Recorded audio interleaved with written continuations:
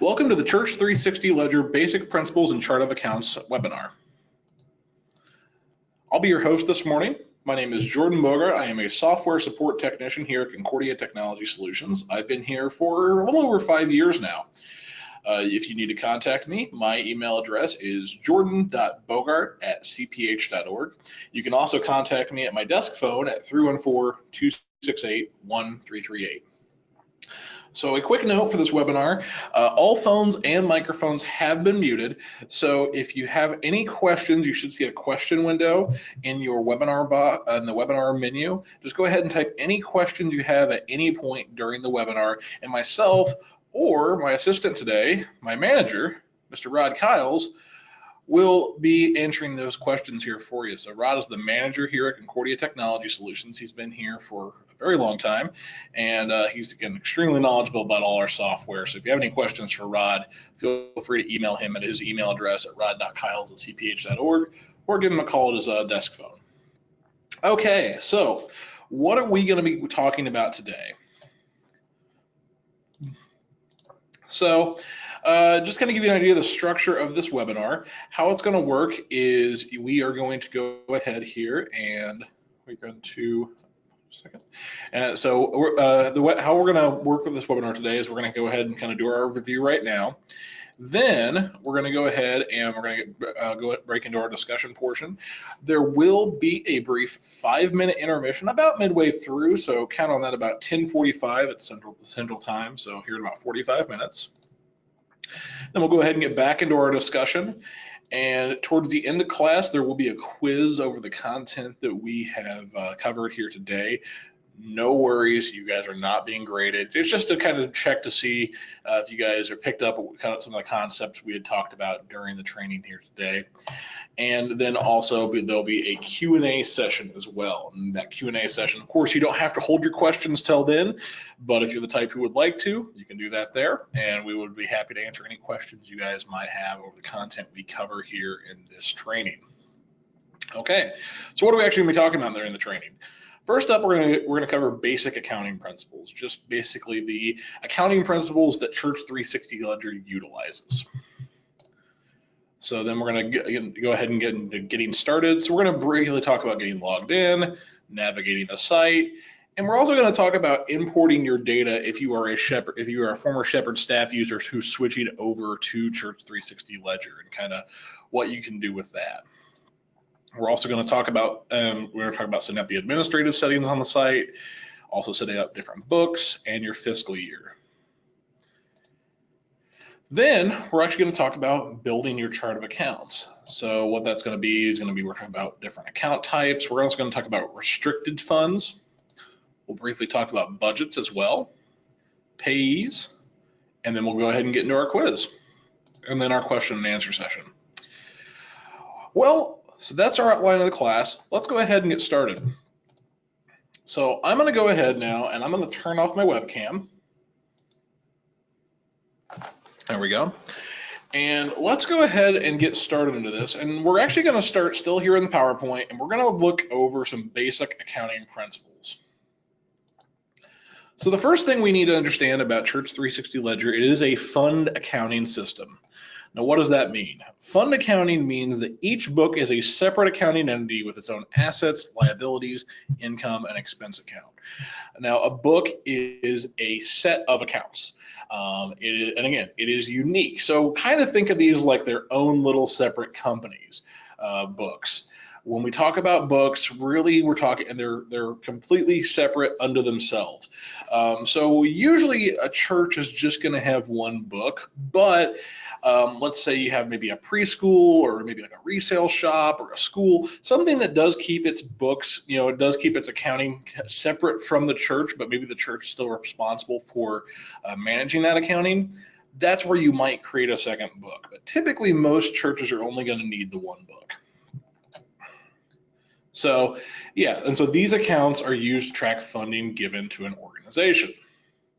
Now, one other thing we need to keep in mind is any money transferred between books should be considered a loan that is to be paid back unless it's specifically a gift. So if your church loans your school, gives your school a $10,000 loan for something, the appropriate thing to do is record it as such in both the school book and the church book, and as we go on, we'll understand a little bit better how to do that. Okay, let's talk about the next principle here. Next thing we need to understand about Church 360 Ledger, it is a cash accounting system. Now, what does that mean? It works on a cash basis. That means income is recorded and recognized when it's received. And the same thing is true of expenses. Expenses are recorded and recognized when the money is spent. So we should only record money when we actually have it in hand, and we should only record the expenditure of money when we actually sent the check out the door. So the idea behind this then is we keep an accurate balance at all times of exactly what your church has. We're not estimating, we're not saying that we're expecting to receive certain money at a certain time. We're not saying we're expecting to spend money at a certain time. We know exactly what we have when we have it. Now, and again, we can kind of see this here in this next slide. The big benefit to this is it's easier to track money coming in and out. You should always know exactly what you actually have.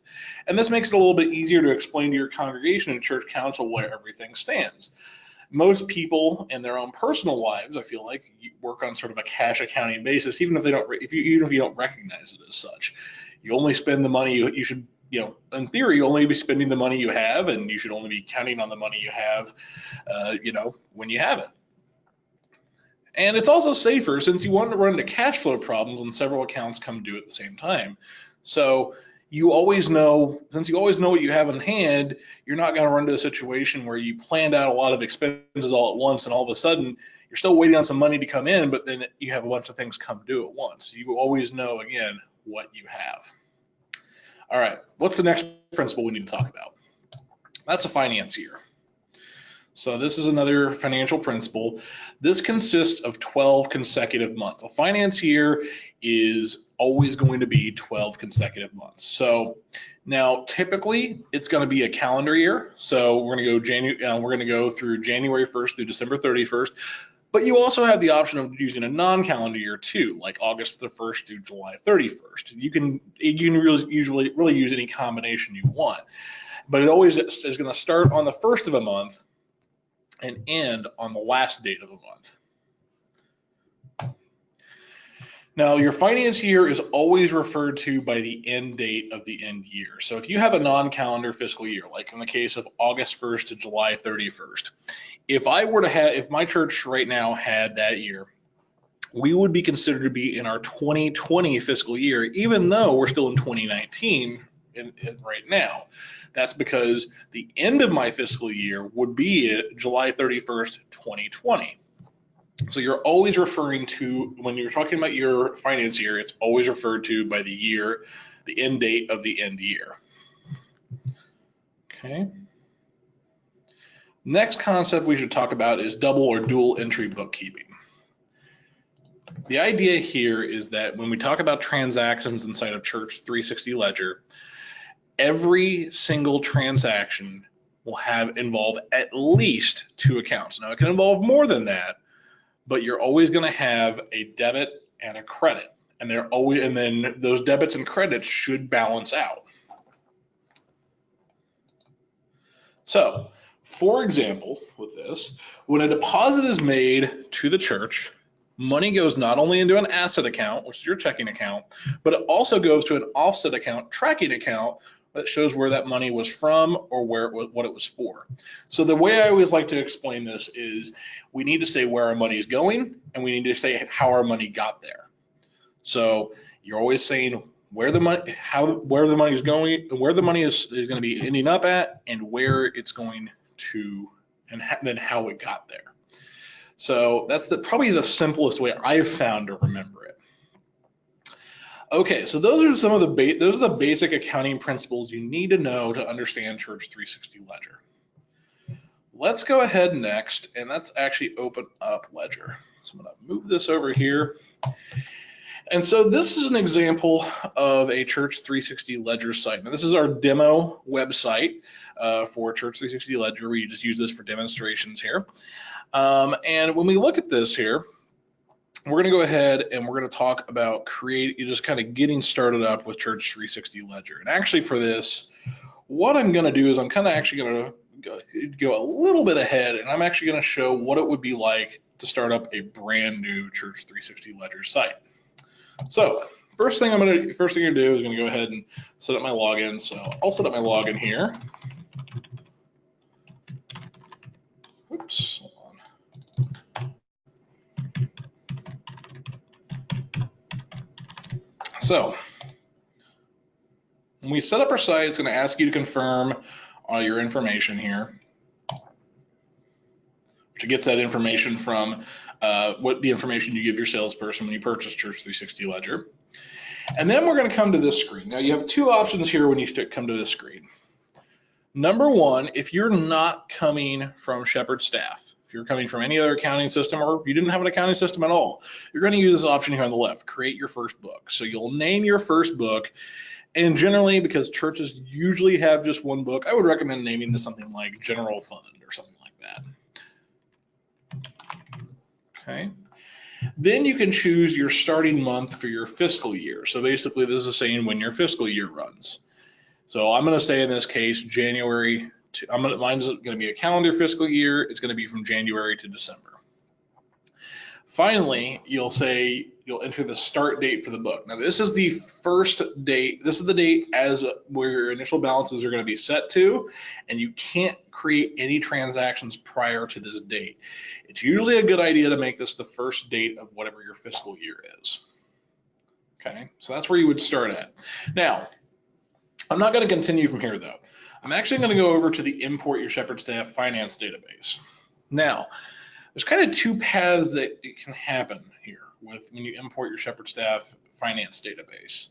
First thing you'll want to do is you'll want to pick your Shepherd Staff database. So I'm going to go in here, and I have my Shepherd Staff database.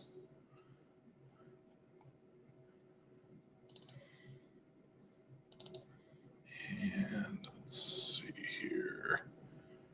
There it is. Okay, now you have two options here. You have the option to import everything from your Shepherd Staff finance database. This includes your chart of accounts, your balances, and your transactions, or import your chart of accounts with the current balances only.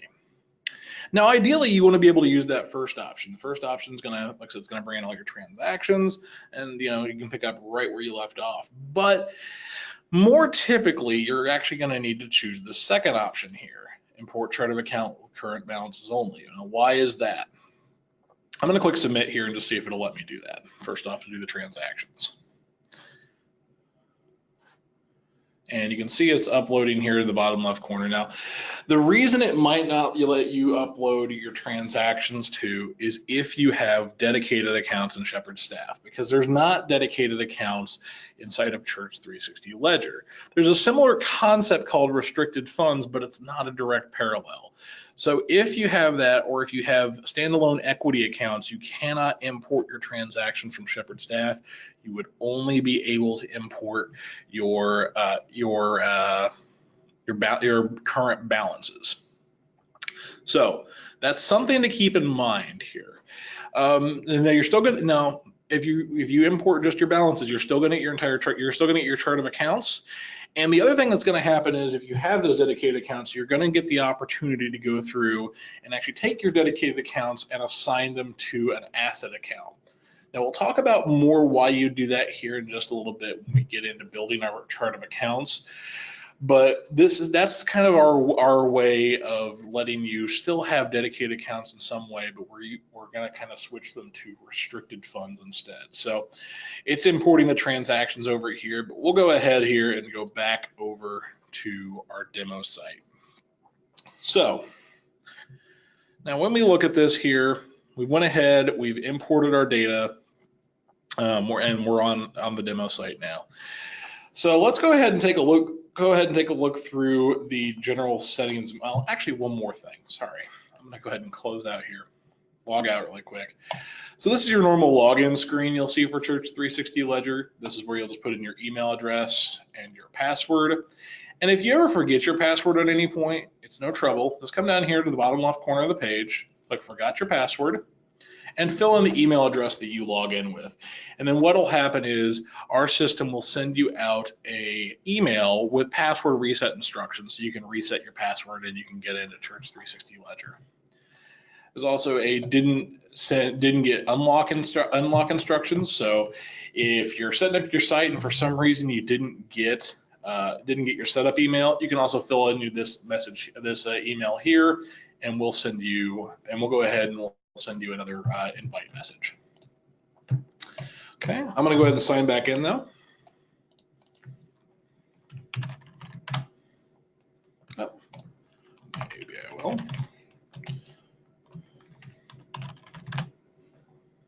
There we go. All right, so I'm back in now. So that's how we get signed into Church 360 Ledger. Now let's go ahead here and let's take a look at our settings. So when we look at Church 360 Ledger, just kind of a brief breakdown of your navigation. First up here at top, this is your home button. If you ever want to get back to this home screen, all you have to do is click this orange $sign button and you'll get right back here. So no matter where you're at, you can click on this and you're back to your home screen. Next thing you have over here is a book selector. So if you do have multiple books, this is how you switch between those books. You'll see it from the drop list here. And we'll get into how you can make multiple books later. Here you have the print queue. The print queue is where your checks will show up if you're going to print them out of Church 360 Ledger, and we'll go more in depth on that in a future training. Here's our pending transactions. So this is, again, we'll cover this in more depth in a future training here. But the idea behind this part is that all your recurrent transactions and pending transactions from Church 360 members will show up here, so you can start putting those into your system. Then we have the reports section. This is where we can go in and we can generate reports. We'll talk about more of that in a future session as well. And then we have the general settings gear. So the general settings gear is going to go ahead and it's going to have a lot of different options here. And we're going to talk about, today we are going to talk about the chart of accounts, the budgets, fiscal years, and then we're also going to talk about users, roles, books, the general settings menu, and payees. So actually we're going to talk about quite a bit of this here in this first session today. So we're going to go ahead and start off though with the general site settings. So with the general site settings, you'll be able to see the name of your church. And so if your church name changes at any point, you can change that there. Your customer number, and that's assigned to you guys by us here at CPH. So that is locked in, but just if you ever curious what your customer number is, you'll be able to see it here. Your check style, and when we talk about check style, you can basically this is talking about how your check is lined up on your page, your check format. So we work with a company called Forms Plus. So if we go to formsplusinc.com. So we work with a company called Forms Plus to produce checks that work with Church 360 Ledger. We have one, let's call it a middle print check, and we have a top print check. Basically, you can see this is where the actual check part is, and then you have the check stub above and below, or you have the check and then the stubs below. So you can choose if you want the top print or the middle print checks. Now, if you have checks from another source, you can certainly give them a try, but the only ones we guarantee for sure to work are the checks from Forms Plus. So you may want to just take a look at those if you're concerned about that, if you have some checks already. Okay. So you can choose top or middle print checks. You also have the option to use 2 signature checks. So if you want a double signature check, you can check the box here to use that. You'll also have a spot for your church address and phone number, which again prints on your check stubs. All right. So once you're done making all your changes here, if you click save, this will save any changes you've made. All right. Let's go ahead and take a look next at users and roles. And we're going to start with roles. So roles, you can create different roles that allow people to do different things in Church 360 Ledger. I have a few other ones already set up here, but what you can do with this is you can, like I said, you can come in and you can let people do different things. Now, the role that's in here by default and cannot be deleted is the administrator role. The administrator can see all books and they can do anything and everything in Church 360 Ledger. You have to have at least one administrator for your Church 360 Ledger site. Now, if you want to create a new role, all you have to do is press add a new one down here at the bottom and name the role. So let's go ahead and create a role for our pastor. Okay. And then where it says this role applies to, you can pick which books this role can look at. So we're going to go ahead and say Christ Community Church, and we'll say he can also look at the school. But we'll leave thrift shop and test book alone. Now the next part is here, we can say if he can manage a chart of accounts, and that means he can go into the chart of accounts screen and he can add, edit, delete accounts. So we'll say he can do that. Then you also have the ability to manage recurrent transactions. This would give him access to the recurrent transaction screen where he can go in and make changes to recurrent transactions. We'll go ahead and leave that part of it alone. Now you can say he can view all accounts in these books, or if you want to say can view, and I'll submit this here really quick. If you want to say can view and then selected accounts, this is going to give you a listing of all the accounts within the books you have here. So you can go through and check off just the accounts that this role should be able to see. So, and you can see here, there's different like levels categorization. So if I were to check off the Central Trust one, he would be able to see everything under Central Trust. But if I uncheck it and just do checking, he can see everything in checking, but not saving. So you can see, you can actually save a little bit of time with this, with categories. And we'll talk about how you set up categories of accounts here in just a little bit. Okay, we'll say he can view all accounts that are in the books that he can see. Then you have permissions for specific types of transactions. So the ability to create deposits, payments, transfers, checks, journal entries, the ability to edit transactions, which if you check, it'll check all the previous options, and the ability to print checks. So for this, let's go ahead and say the pastor, well, it's pretty reasonable he'd be able to make payments and maybe do checks, but that's really maybe all we really need to be able to do. And we wouldn't want him to be able to edit transactions. And let's say he can't print checks either. He can create payments and checks so people, so he can show his spending, but he wouldn't actually be able to print the checks out to print things out on official church stock. So we'll submit that. And now when we create a login, which is the next thing we're going to look at, we could give somebody that pastor role. So to look at our logins, let's click on the gear and then go to users. And this is going to show me a list of our users. Actually, one more thing. Let me go back just a moment. If you would ever like to delete a role, you can see there's a little circle minus next to each role. If you click that circle minus, you'll have the option to delete that role. So heading back to our users, this is a listing of everybody who has a login to Church 360 Ledger right now. So if you want to give somebody else a login to Church 360 Ledger, you click add a new one here, and then you need to put in their email address and then the role that they're going to have. So we'll say test1@test.com. And then you assign them the roles. We'll say they're the pastor, and you can actually assign somebody multiple roles too. Now, if you assign somebody multiple roles, it just combines the permissions of those roles together. So conceivably, you could give somebody a combination of roles that would effectively give them administrator access.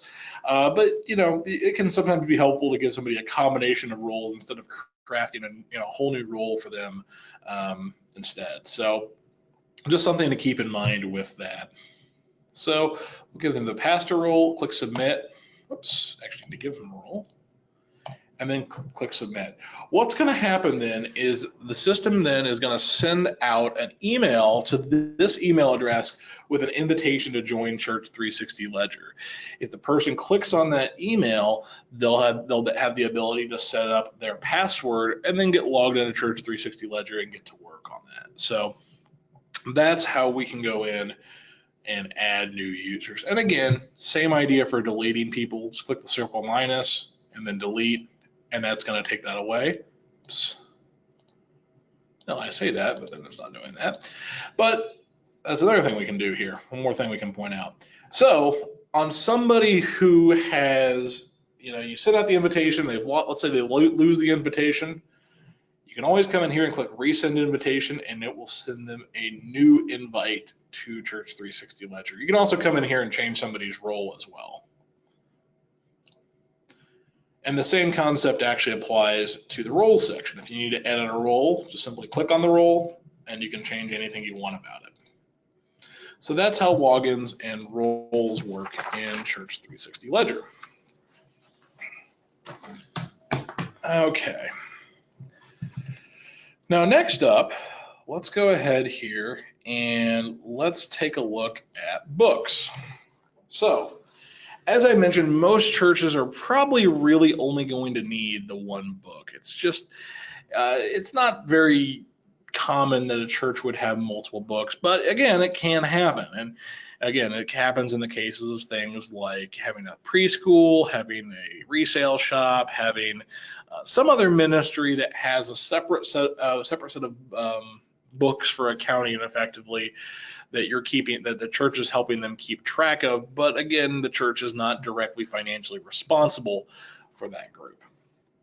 And so a separate book might be a good idea, because one of the advantages of the book is you get separate reporting and a whole separate set of accounts too. So doing something in one book doesn't affect another book.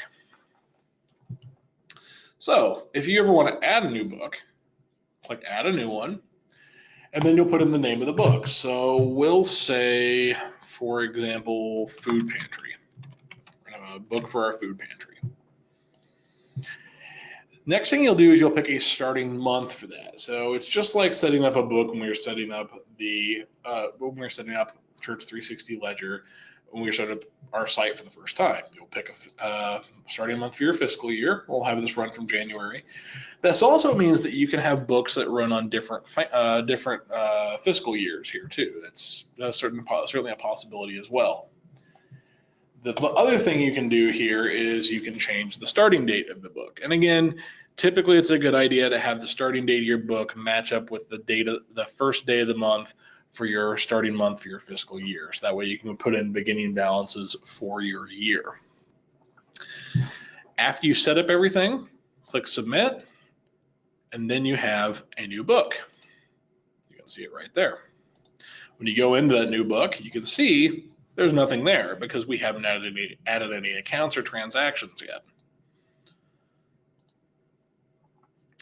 So with new books, if I go back here, with new books specifically, when we set that starting date, that is a date that can still be changed for a time.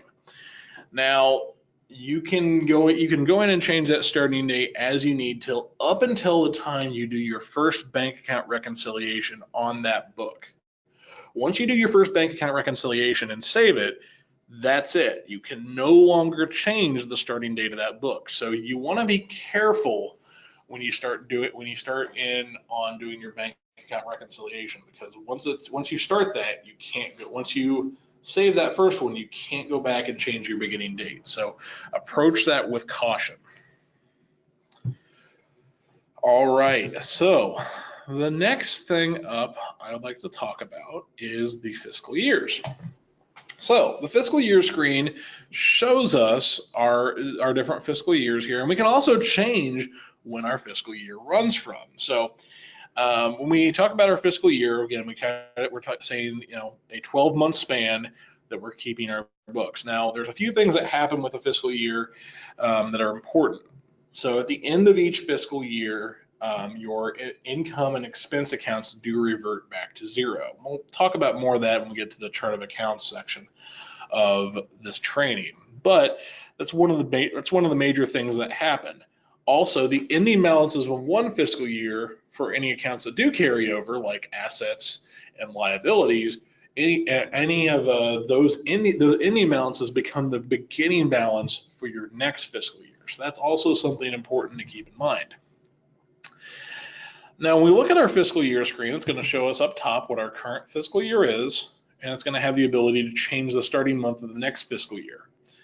So let's say then, for example, that I wanted to go ahead and have my new fiscal year run from October to September, for example. If I were to go ahead here and click October and click Save, when we started October, that would actually go in then and end this 2019 fiscal year prematurely. It would actually say it would run from January 2019 to September 2019, and then my new fiscal year would start below. So then my 2020 fiscal year would start, and you'd see that running from October to September. So that's the one instance where a fiscal year doesn't run a full 12 months, is when you're switching how your fiscal year runs. Again, that's not something that happens too commonly in churches, but occasionally we do get calls from users who said, hey, our church is going to go ahead and change over to a fiscal year, a non-calendar fiscal year, to better match up with our school. How can we do this? This is how we can do this. We can go in and we can change the starting month of the next fiscal year. Now, the next thing you see here may look a little confusing. You can see, okay, so the 2012 fiscal year is locked, 13, 14, 15, 16, 17. These all look locked, but 2018 looks like it's unlocked. Well, it's actually not. This 2015 fiscal year is locked. See, this is not actually an icon indicating the status of the year, but it's the action you can take. So if I want to unlock this 2018 fiscal year, I can go ahead and click on this, and this is going to go ahead and unlock that fiscal year. And then you can see now there's a red lock icon here indicating to relock that year. And then there's that green unlock icon up here to unlock the 2017 year. So what does locking a fiscal year actually do? Well, that's what causes your ending balances from a previous fiscal year to carry over to the beginning balances of your new fiscal year. The other thing about locking a fiscal year is once you've locked a fiscal year, without going back and unlocking it, you can't enter any new transactions for that fiscal year. So you can't. So with that, you can't go in and you can't go in and make any changes to that. So that's something you do. Something you would do typically near the beginning of your new fiscal year. You don't necessarily go in right on January 1st and say we're locking the fiscal year, because you may still have transactions to enter. You may still have batches to deposit that are still in your previous fiscal year. So take your time, make sure you get everything in before you lock your fiscal year, because again, it's not something you have to do immediately. Okay, let's take a look back at this our import here.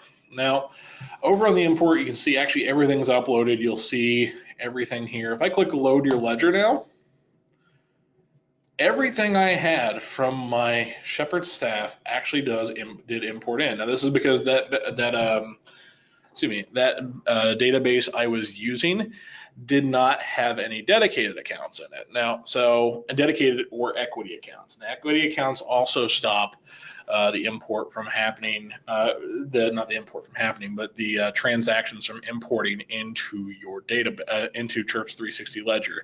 That's because there is not standalone equity accounts in this as well. So that's another thing to keep in mind when you're talking about doing your import. Now, if you have any questions during your import process, if you haven't imported yet, give us a call. We'll be happy to take a look at your data here with you and help you get your data imported into Church 360 Ledger, and also help you guys get started off on the right foot, and so you guys can get everything set up. Because a lot of times, some people do come into us starting from scratch and they need help setting up their chart of accounts.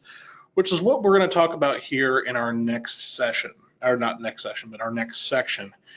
Now, I did run a little bit fast here. It's already 10:35, but I don't want to quite jump into the chart of accounts section quite yet. That's kind of a section that needs a little bit more time to breathe. So I'm going to go ahead and let's start up our intermission here now. So I know it's about 10 minutes earlier than it normally would start, but I'm going to go ahead and start that up now. So I'm going to go ahead and pull up our timer here. It's going to be a 5-minute intermission. During that time, of course, get up and stretch, get a drink of water. If you have any questions, though, you can still ask questions. Rod and I will still be here to answer your questions. And we're going to go ahead and get started on that intermission. See you guys in 5 minutes.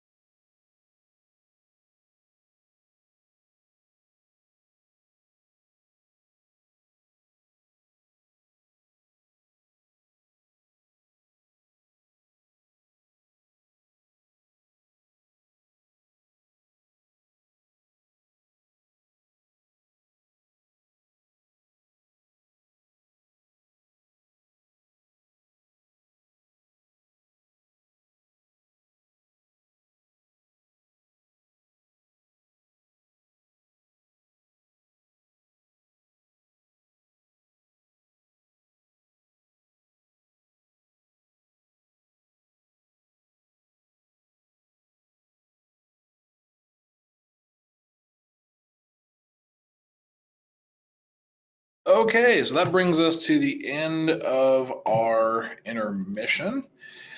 So we're going to go ahead and get started up looking at the chart of accounts here in Church 360 Ledger.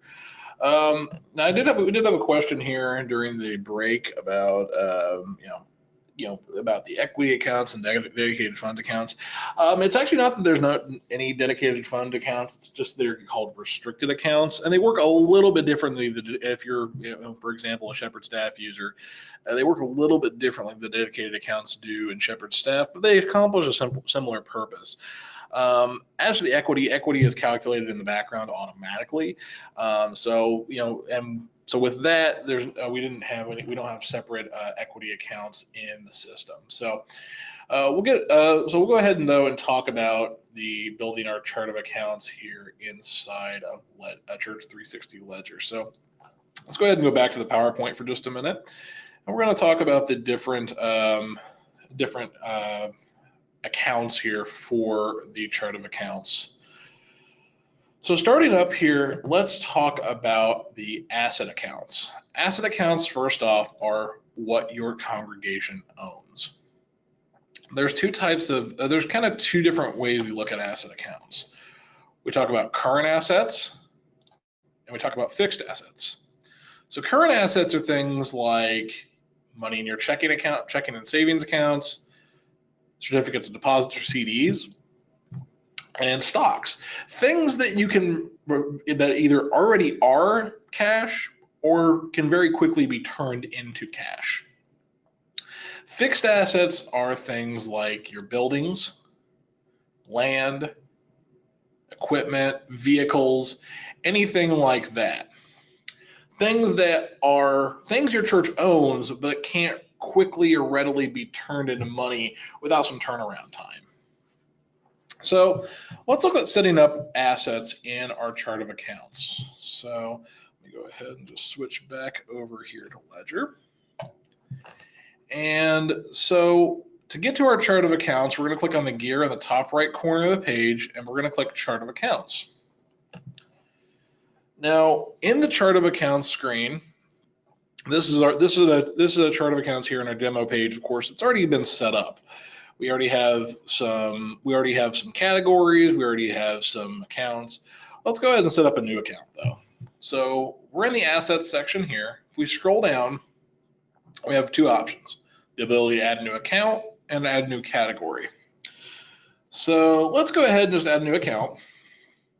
And let's go ahead and just say US Bank Checking. Now, you can fill in an account number, and if you're coming from Shepherd Staff, your account numbers will actually import in with your accounts. You can see here they show up as kind of a faded number here. Now, the account number is a little bit less important than they were in Shepherd Staff, in that you can fill in really whatever you want for the check number. Now, these let you also, instead, if you want to, when you're writing your transactions, you can also just pull up the check numbers instead of having to actually write in the account name if you remember your check numbers. I mean, not your check numbers, but your account numbers. Now, if you want those account numbers to show up in your reports, you do want to make them part of the account name instead of putting them in the account number field here. So you can fill in that account number if you would like. Now, the next thing you need to pay attention to with the asset accounts is, let's see here. So the next thing you can see here with the asset accounts is you want the ability to be able to write checks from the account. So if you want to be able to write a check from an account, you can check the number here. You can check the number here, actually this checkbox here, and this will let you write checks from the account. So if you want to be able to write checks from this bank account, check that box. Then you'll want to enter the initial balance of the account. Now, this is the balance at the beginning of your current fiscal year. So whatever that balance is, you want to fill that in. So let's go ahead and let's say that balance is $100,000. So we'll have that there. Okay, click submit. All right, and then you have that bank account. So anytime we add something to the chart of accounts screen, when you're done and you want to save it, Click Save Changes down here at the bottom. It'll give you a summary of everything we've done here. So in this case, we created one new account. I'll go ahead and confirm that. And now this account is in our system. Now what you can also do with these accounts is you can place accounts in categories. So if I click New Category, I can go in here and I can categorize my accounts. When I categorize my accounts, this actually helps group them together for reporting purposes. So let's go ahead and I'll put this under a category called US Bank.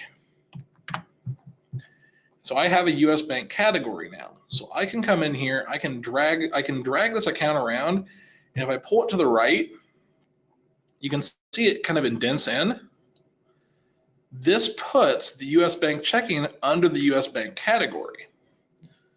So I can, if I were to add another new account, let's say US Bank Savings,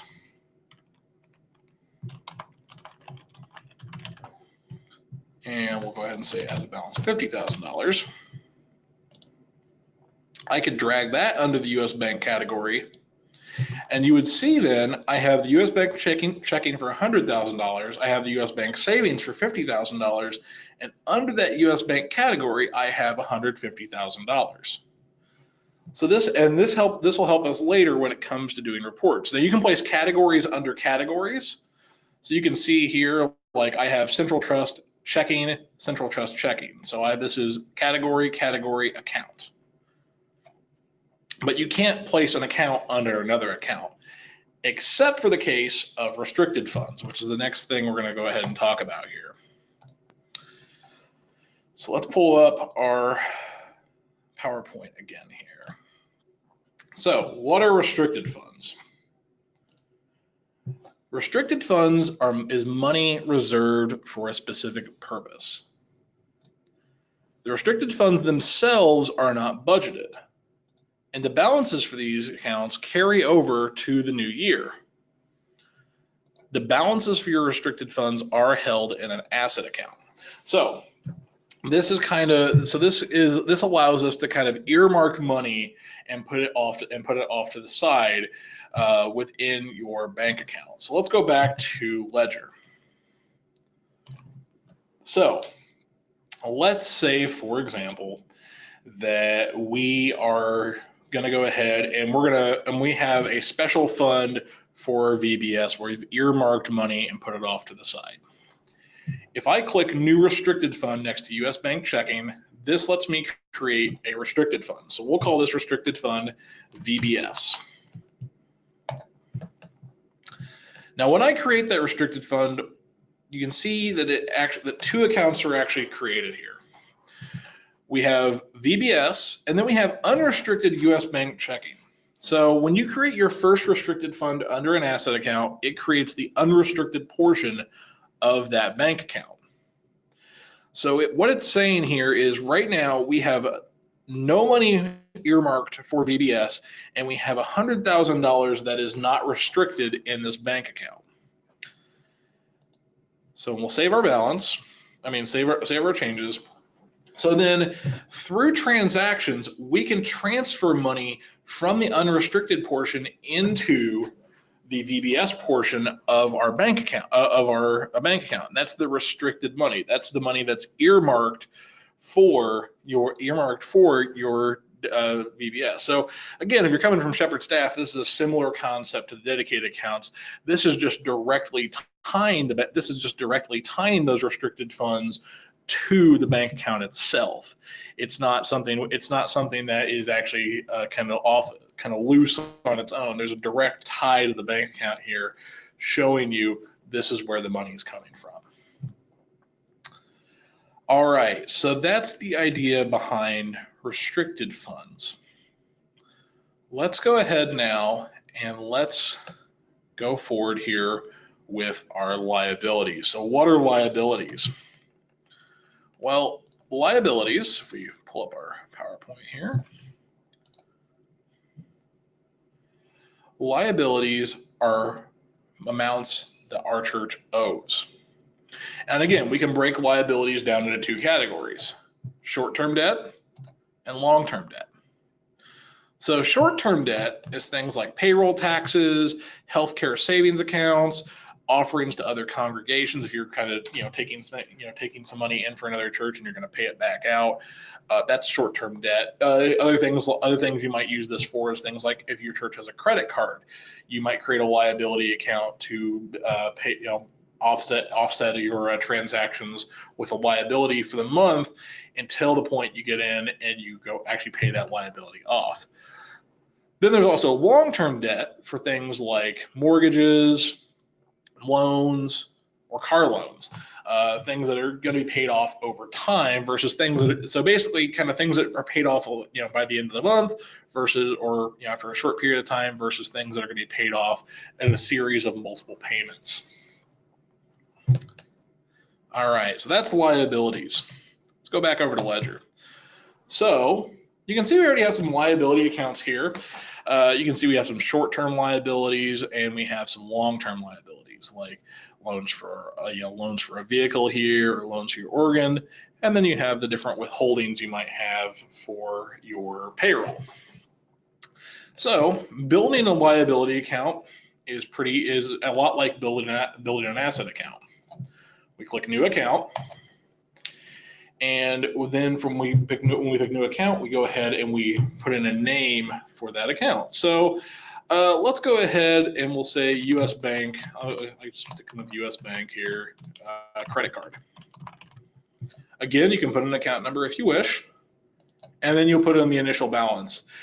Now, typically, my recommendation when you're starting out your liability accounts, it's usually a good idea, especially if it's a loan, to start it off at a $0 balance, because what you'll want to do, and we'll go talk about this more in our transactions training, but what you'll want to do is you'll actually want to create a transaction showing the money going into your asset account and also going into your liability. So it's a good idea usually to start these with the $0 balance. So I'll save that, and then there it is. Oops, the old US credit card, that's fine too. But that's how we would create a liability account. The idea behind the liability account is, again, just our church owes money for something, and this is how we keep track of what we owe. All right, next up, we have income accounts. Income accounts record revenue received during the current fiscal year. These are budgeted accounts. And so examples of things like of income would be things like offerings. You might have interest on your bank accounts. You might have rental property. Your church might have rental property. But the important thing to remember about your income accounts is they do zero out at the end of the year. And that zeroes out against that invisible equity account we kind of briefly touched on as well. So income and expense both zero out at the end of the year. All right. Going back here now, oops, and building our income accounts. So with our income accounts here, you can see we actually kind of made two categories to start off with. We have unrestricted income and we have restricted income. So with restricted funds, what you would typically want to do, because of how the transactions are set up, and again, we'll go into those transactions in the next training, you would use the restricted fund as the asset side of the transaction, and then you'd have an income and an expense account for those restricted funds. So if you want to create a new income account, what that looks like is you press New Account, type in the account name, so we'll say VBS Income, and again, typically, unless you're starting up mid-year and you already have a income balance for the account, you would typically start at $0 for your income. So click Submit, Save Changes, and then you can actually move this under that category. So let's go ahead and just drop that right there. Oops.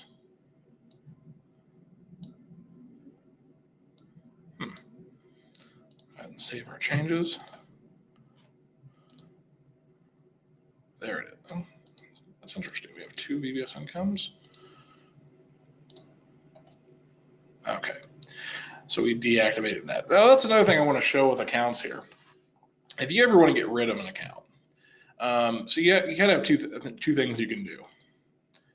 You can deactivate an account with income accounts. Income and expense accounts. You can deactivate them.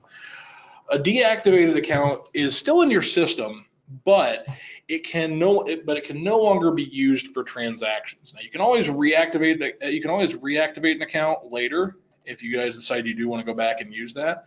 Now in this case, I had literally never used that account, so it actually does disappear. So if you deactivate an account that's never been used, it does get deleted.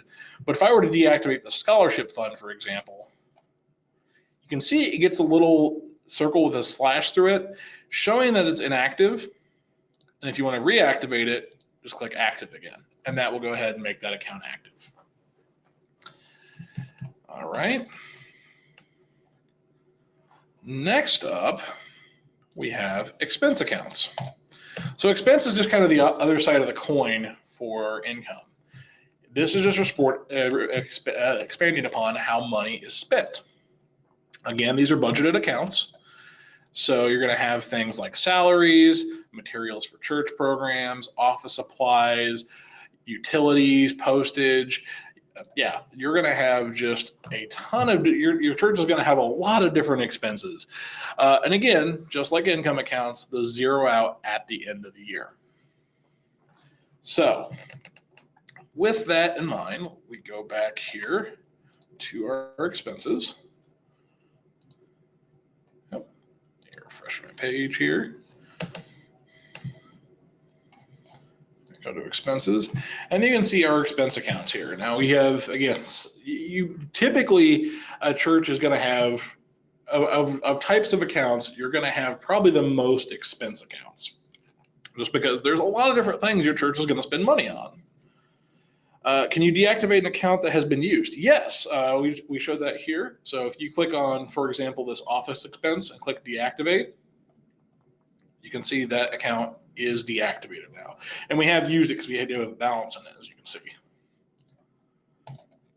But if so again, same idea for making an account just like you would in any other type of account. You click new account, put in the name, the account number if you wish, and the initial balance, which again, the initial balance for expense accounts usually is going to be 0. So we'll make one for the VBS expense. Balance is $0. Click and drag that over, save it. And now we have that VBS expense account.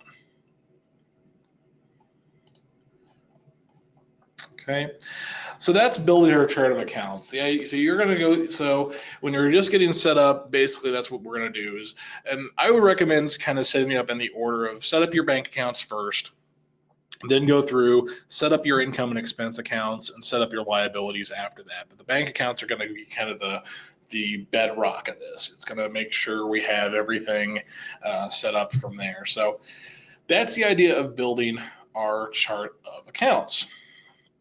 Now, another segment of this that we can look at is budgets. Now, budgets, of course, are how much money we expect to earn or spend within a fiscal year. Now, because of that, because we're talking about how much money we're expecting to earn or spend, like I had mentioned earlier when we were talking about the income and expense accounts, those are going to be restricted. The budgets are going to be restricted to just income or just expenses. So you can't put in budgets for assets or liabilities. They don't hold a budget. So when we look at this here, we're going to see our budget screen. Now, on our budget screen, the first thing we want to take note of is the fiscal year that we're looking at. Now, right now we're in our current fiscal year, 2019. But you can select and look back at any of your previous fiscal years, and you'll always be able to see what your next fiscal year is. So you can start planning out your budget for your next year in advance. So if I go forward to 2020 here, you're going to see that I have a blank budget here. So when we look at our budget, these gray lines here, these dark gray lines indicate that these are categories, and you can't put budgets directly in categories, but the accounts under categories roll back up into the categories to fill in their budgets. So what does that mean? Well, this is going to go into how we actually enter our budgets. So looking here, general fund income here is the first account that we could apply a budget to. Now we can apply a budget to it in two ways.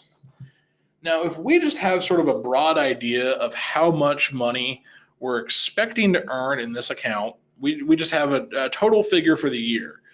Let's say we were expecting to earn $150,000 in our general fund this year. If I put that in, it will distribute evenly as it can $12,500 in each month. But, and you know, and the other thing is, if this doesn't quite come out evenly, let's say 800, you can see that as evenly as it can, weighting specifically to the earlier months, it will as evenly as it can split up the money. So you can see here in some of the later months, it's instead of 67 cents, it's 66 cents. Now the other thing you can do is you can put in budgets month by month. So if I were to go in here now, and let's say for the month of January, in January we don't get a whole lot of money for Vacation Bible School. Maybe somebody, you know, puts in maybe $100, maybe $100 gets put into it at this point. And then, you know, okay, maybe $30 in February, but then we really start to ramp up as the months goes on. Here we get $400. You can see all the amounts that I'm filling in here go back to the yearly total for the budget. So you can put in month by month, or you can put in the entire year, and either way, the other side is going to be filled out. So if you fill in the entire year, it's going to go it's going to fill in the month by month for you. If you go month by month, the total year figure will be filled in for you as well. The other thing you might notice here is these categories, as I've entered in these budgets, the amount we put in here is going to show up in the categories above it. So as appropriate, the money will roll up into the categories. Now, there are a few things we can do here. First off, if you want to reset your budgets here, any work that you've done since the last time you saved, you can simply click this reset button here, and this clears it all out. You can see we're back to zero here because we haven't saved anything in this fiscal year yet. But you have a few shortcuts you can use to assist you in filling out your budget for the next year. So if I click change all to last year's budget, what happens here? It takes whatever the last year's budget was and just fills it in for us here. So this can kind of give us a jump start on entering our budget for the next year. It just looks at whatever the previous fiscal year was, puts in the budget for that year. Now the other way you can do this is you can say change all to last year's actual. Now the neat part about this is actually going to look at your transactions, and it's going to look at your monthly totals for your accounts, and it's going to say, okay, this is how much money we actually earned or actually spent in those months. This is what I'm going to fill in for the budget for this month. So it's going to go back look at your previous year and find out what you actually earned and actually spent to figure out what your budget, so the budget projection should be. Now with this as well, you have the ability to export this out to Excel. So if you export out to Excel, you can take a look at your budget out in Excel. And the nice part is this Excel spreadsheet is all set up just like it is inside of Church 360 Ledger. So if I turn on the editing here and I put in a budget figure, let's say I put in $1,000 here. When I do that, actually, hold on here. So it's almost the same. So let's say I put in $500 here. Yeah, let me expand my table here. $300 here, $400 here. You can see it actually goes across and it fills in that information. So this is all set up with formulas, so that way we get our budget. We can still work on our budget here. Now the nice part about this is we take this entire thing, and we should be able to just paste it in. It actually pastes in the budget figures then at that point that we had. So you can use this as sort of a jump start to get started on, you can work in Excel to put in your budgets in the Church 360 Ledger. Okay. So that's the budget screen. Now, one more thing it does show you. If you go down to the bottom, if we go down to the bottom here, you do see income less expense. This lets you know for the year, are we expecting to take in more money or are we expecting to spend more money? And so you can see income less expense. And since this is a positive figure, we are in our budget, we're expecting to earn about about $22,000 after our expenses. So this is kind of a nice little reporting tool to give you an idea of where your church is at in total for the year, if you're going to be ahead or behind. All right, next up, let's take a look at payees. So for payees, these are the people that you pay at your church. And this can be companies, this can be people, this can be other churches, this can be really anybody you would ever write a check to, anybody you'd ever send a payment to, you want to create as a payee. Now, with payees, this is the screen where you have all the payees listed off. But this is not the only place you can add payees. You can also add payees on the fly when you're entering transactions. And they'll talk about that when we get to our transactions training here in the future. But if we want to add payees from here, well, first off, you can actually search payees here too. So if I type in, for example, my name, I can pull up myself as a payee. You can see me right there. You can also see the history on a payee. So if you click history, this is going to show you anytime this payee has been used in a transaction. Now, this one here, my payee here has never been used in a transaction. But if I were to go to like AT&T U versus Internet, you can see here's the unrestricted account that was credited to pay them. Here's the expense account we used to pay them in 2018. Now, there's other ways to get reports on payees, like for example through the general ledger report, but we'll talk about that more in our reports training. Now, if you ever want to get rid of a payee, click minus here. Well, excuse me. So you have the option to deactivate a payee if they've been used in the past. Once they're deactivated here, you can reactivate them if you'd like. And you also have the ability, then, if a payee has never been used, to just delete them. So if you ever want to add a new payee from this screen, we click add a new one, and then we can fill out the payee's information.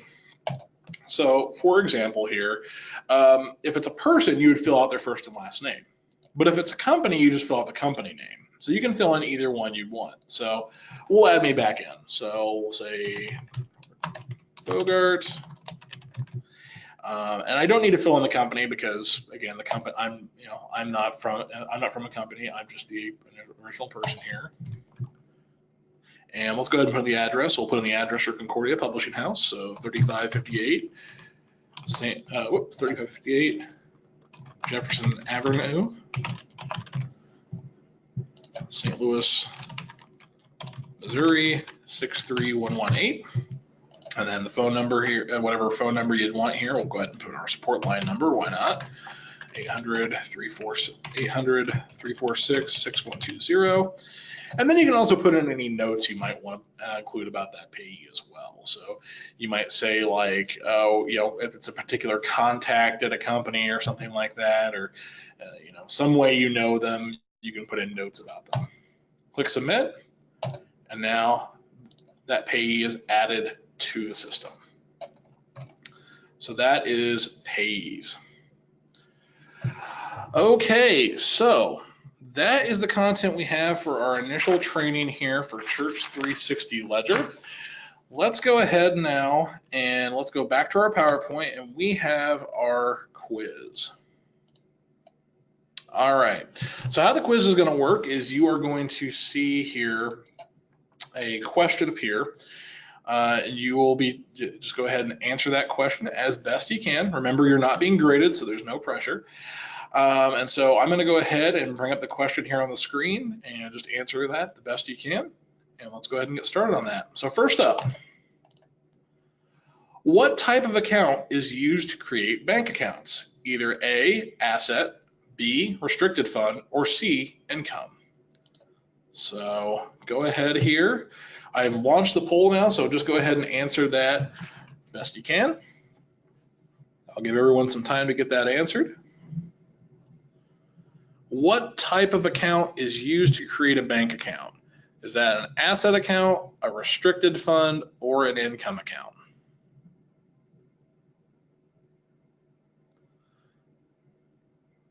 All right, give everyone just a few more seconds to get that answered.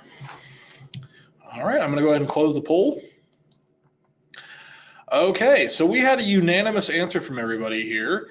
And so the type of account that's used to create a bank account is A, an asset account. Good job, guys. An asset account is the account type you would use for your bank accounts. These accounts keep track of your bank balances.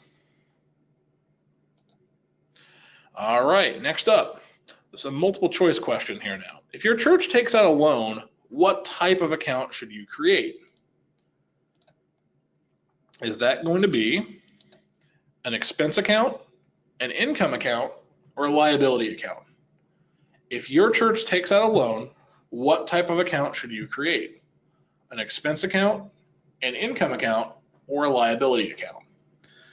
I'll give everybody a little bit more time to get this answered.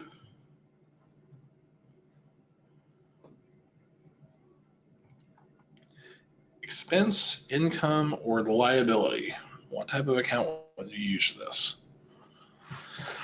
All right, I'm going to go ahead and get that poll closed. Again, we had another unanimous answer. So the answer to this one is a liability account. A liability account would be, so again, good job, everybody. A liability account will be used to keep track of what remains to be paid. So when you enter transactions, to make a payment on the loan, use a liability account as the offset account for that transaction. This will decrease the amount owed on the loan, and when the loan is completely paid off, the liability account should have a balance of 0. And again, when we get to our transactions training, which I believe is coming up this afternoon, we're going to go in more in depth on how you would do that. All right, this is one where we're going to choose 2 different accounts.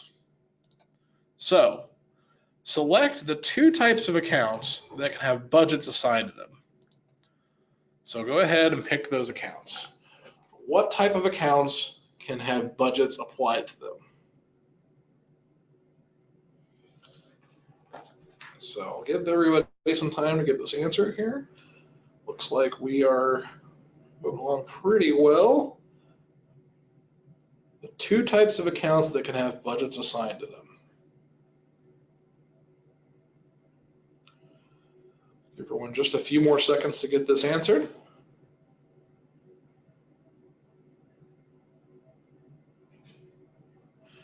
Okay, I'm going to go ahead and close the poll here. All right, so the 2 types of accounts that can have budgets assigned to them are C and D. Income and expense accounts are the 2 account types that can have budgets attached to them. So to see how closely these budgets are being adhered to, view the statement of income and expense. So again, that'll be talked about in our reports training. So just remember, one of the main reasons we can apply budgets to income and expense accounts is because they zero out at the end of the year. You can't apply a budget to an asset or liability because their balance is retained from year to year. Okay. All right, we have a true or false question. A restricted fund will carry over its balance when advancing the fiscal year. True or false? Restricted fund will carry over its balance when advancing your fiscal year. All right, true or false on that?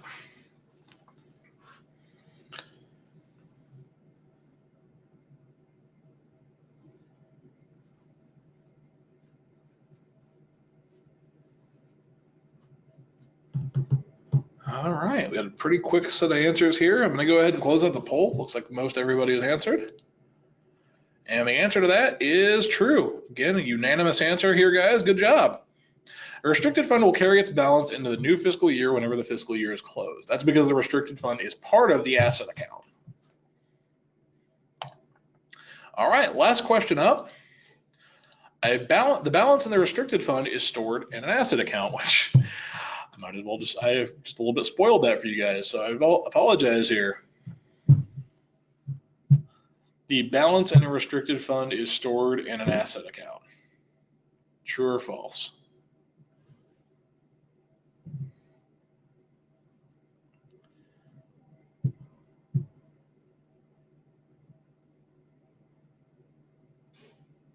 So I'll give everyone just another moment here to get that answered.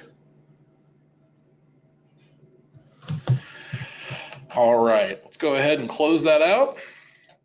The balance in a restricted fund is stored in an asset account, and as I spoiled just a few seconds before actually asking this question, that is true. Restricted funds are attached to a single asset account, and the balances show on the restricted fund, but are stored in the asset account. So that was a quiz. Good job, guys. We had a pretty solid performance there from all of you guys, so very proud of you guys, and glad that information got through to you.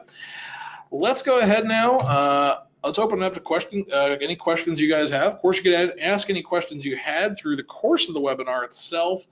But, if you have any questions now, you've been holding on till the end, feel free to ask those now. I am just going to go ahead and advance the next slide. But again, don't let that stop you guys from asking any questions you guys might have. So we'll advance here. And I do want to thank everybody for attending today's webinar. I really hope everyone enjoyed today's session and was able to learn some information they may not have known, that you guys may not have known.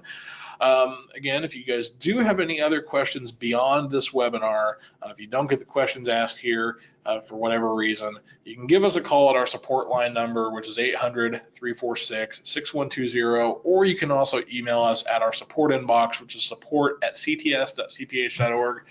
Myself or one of my associates will be happy to answer your questions and make sure that you guys are getting off on the right foot here inside of Church 360 Ledger. All right, so we'll stay here for a little bit. That way, in case you guys have any questions, you can feel free to ask them. But if you don't have any questions, the webinar is over at this point, and you can feel free to leave if you don't have any other questions.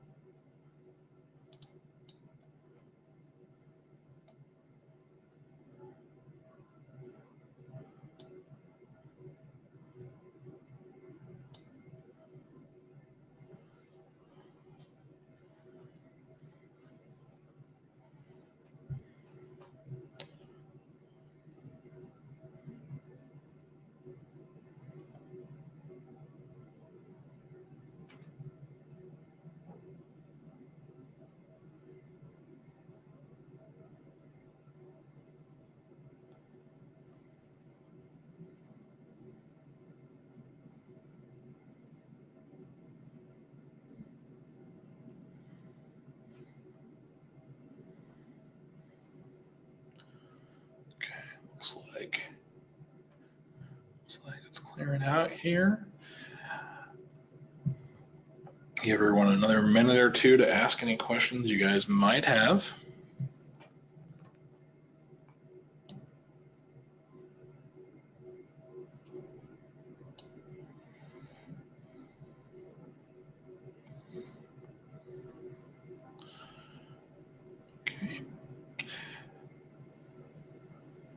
All right, I'm going to go ahead and close out the session. I want to thank everybody again for showing up today. And if you have any questions here that you didn't have the opportunity to ask, just give us a call or send us an email.